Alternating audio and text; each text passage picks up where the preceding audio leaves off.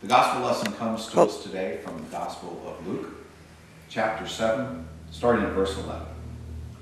Soon afterwards he went to a town called Nain, and his disciples and a large crowd went with him. As he approached the gate of the town, a man who had died was being carried out. He was his mother's only son, and she was a widow, and with her was a large crowd from the town. When the Lord saw her, he had compassion for her, and said to her, "Do not weep." Then he came forward and touched the bier, and the bearers stood still. And he said, "Young man, I say to you, rise."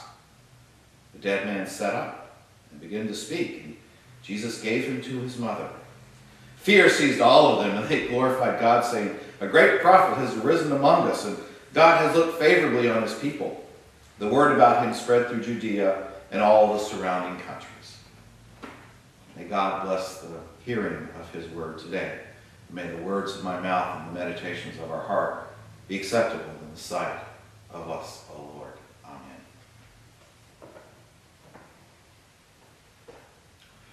This is almost an obscure story. I've actually been to Nain.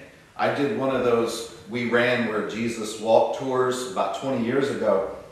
And when I was on the tour, we were going from the airport to Jerusalem where we were staying, and we passed a hillside, and the bus driver looks up and he says, "This is the town of Nain. Jesus raised a young boy from the dead in Nain, a widow's son. Nain." That's his name. And that's all he said. And we never even went to the town. It was a small town then, and I was sure it was a very small town in Jesus' day. But something very extraordinary happened there. As a matter of fact, two extraordinary things happened there. The first is that Jesus raised a young man from the dead. That's incredible.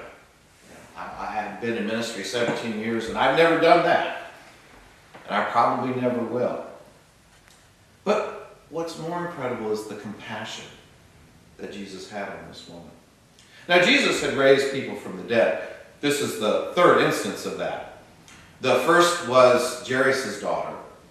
And he goes in and he makes a point about faith. Your faith will make her whole. The other was Lazarus.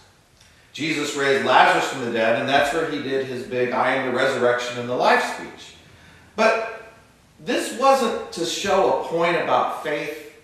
This story was not about Jesus making a point about how he's the resurrection and the life. This is just a simple act of compassion. Jesus raises a young man from the dead. He doesn't use the opportunity to teach us anything except about compassion. Now, Jesus sees this widow.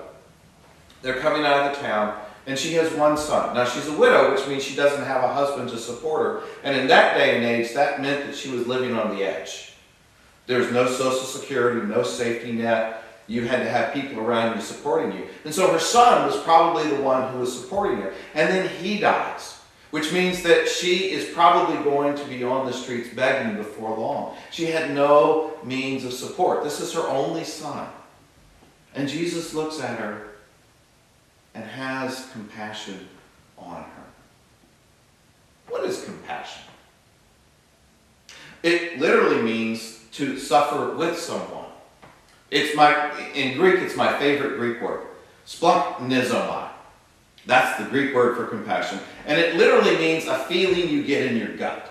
In English, the word means to suffer with.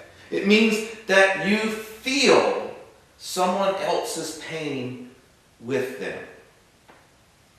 Calm meaning with, passion meaning pathos, or pain, or suffering. I remember the first time I really felt compassion. I was a brand new pastor, and one night I got a call in the middle of the night from one of my elders. He had been out hunting with his sons, and he left, and they stayed behind. And on the way home, they got into a squabble with one of the local landowners, and both of them were shot and killed. The middle of the night, I went to the parents' home, and the mother greeted me at the door, and I looked in her eyes, and she looked in my eyes, and there was nothing that we could say. I had just had a child of my own, so I was a brand new father, and I was looking at her and I was thinking of what it would be like to lose a child. And I looked into her eyes and I reached out and I hugged her and she hugged me. And I remember feeling her pain and praying, Lord, if I could take some of her pain from her, let me do it. I couldn't imagine that someone could bear that pain. And she clung to me and I clung to her. And we shared that pain of the death of those boys. They weren't my sons, and frankly, I didn't even know them. But I had compassion for her. I wanted to help her, but what can you do? I had compassion on her. I was with her. I held her hand. And I stayed with her for many weeks after that. There's a saying, pity shakes its head and walks away. Compassion rolls up its sleeves and stays. Compassion is a form of love. It is loving people who are in need by doing for them what you can and by being empathetic, putting yourself in their place. Sometimes, like Jesus in the story, we can do things that can fix problems. Jesus fixed the widow's problem. He raised her son from the dead, and now the son is able to care for her again. Plus, he's not dead anymore. But often, there's very little we can do other than just to be with other people. When I think of compassion, I think of Job's friends. If you remember the story of Job, Job has one of the worst days in human history. He loses his farm, his crops, his animals, his house, and his children in one day. And he's sitting in an ash heap, crying out the pain he's suffering. And his friends show up, and in the book of Job it says that they sat with him for 7 days and didn't say a word. And that's probably what they needed to do. Because when they started opening their mouth, that's when the book takes off and you realize how wrong that they were. In the case of Job's friends, the best thing they did was just to be with them. And sometimes when we're having compassion on people, that is all we can do. Just sit with them. Just be with them. In the movie Lars and the Real Girl, he's suffered a loss. I won't give away what that is in case you want to see the movie, but he's suffered a loss. And some women from his church come over. And he's sitting there, and they're sitting there, and they're not saying much of anything. And one of them says, he says to them, "Thank you for being here." And she says, "That's what we do. We show up, and we bring a casserole. That's what we do." And that is compassion. Now, sometimes we can do more. Sometimes the gospel calls us to more. Sometimes we're equipped to do more. Sometimes we're called to take a riskier stance, even if we can't necessarily help the people. A friend of mine works with Sudanese refugees. In the 1980s, tens of thousands of South Sudanese, many of them children, had walked hundreds of miles to escape the war zone and to go to Ethiopia. The Ethiopian leader had been overturned, and the refugees were expelled by the Ethiopian government, and they had to walk hundreds of more miles through the war zone in South Sudan to refugee camps in Kenya. The South Sudanese bishop, a man named Parati Taban, heard about this, and immediately he wanted to go and meet them. Now, his colleagues told him that you have nothing to give these people. There's nothing you can do. We don't have enough supplies for them. We don't have any food for them. And he said, "I can be there." And he stood on the banks of the river where they had to cross, and he greeted each person that came by him and said he was praying for them. That's all he did. Later, refugees would say that there are countless times when people airdrop food to them, when people airdrop supplies to them, things that saved their lives. But what they remembered was that bishop standing on the shores of the river as they came out, grasping their hands and offering them the love of Christ with all the compassion that he could reach out to them with.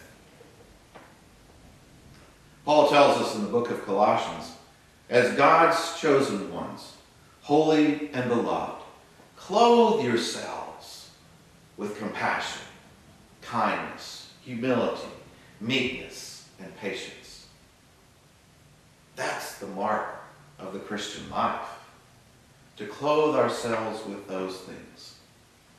Now, sometimes we have to show compassion to people who we think might not deserve compassion. I currently work in a program that serves severely emotionally disturbed kids. And many of them have done some horrible things in their time. And few of them really respect the work that we're trying to do for them. They see the work that we're trying to do as getting in the way of what they really want to do.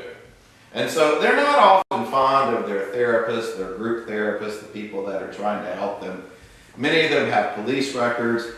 Most of them can be very rude, self-centered, and just downright mean. But as I get to know them, I'm able to go below the surface. I see this kid who's been particularly nasty to me lately. But I remember that he has seen his mother die in his arms of a drug overdose.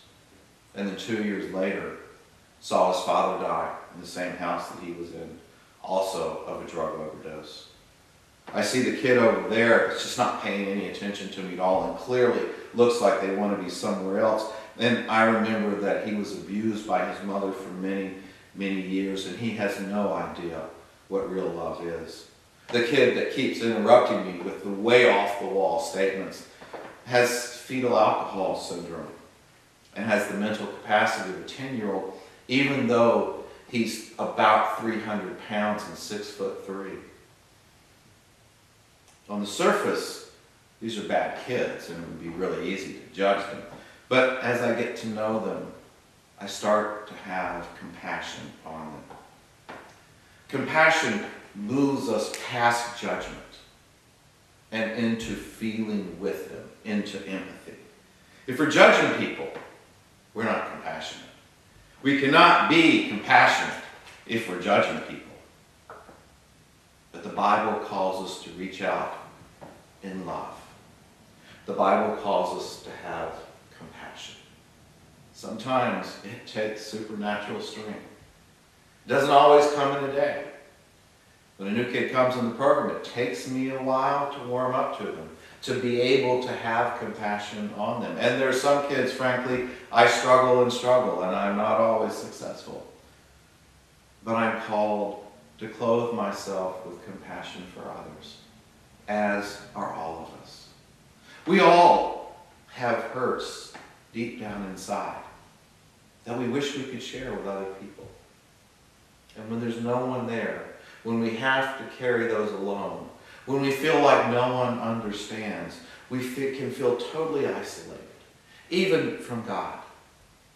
But if one person can have compassion on us and share that pain with us, can know a little of what we're going through, then we feel there's hope. That's the way God works, I think, is through those people that reach out to us. Compassion is not always about fixing the problem. Yes, Jesus was able to do that in the verse we heard today. But we aren't Jesus. We aren't often in that position.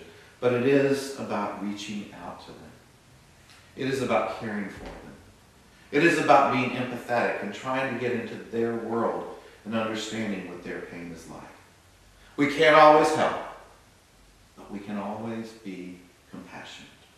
We can always reach out, even if it's just bringing a casserole and being there for someone. In the end, we point them to the love of Jesus by exhibiting that love in our own lives. We pray for people, we love them, we reach out to them. When we can help, we help, and when we can't, we just sit with them and offer them the compassion of a God who loves us and loves them more than they can ever know. Amen.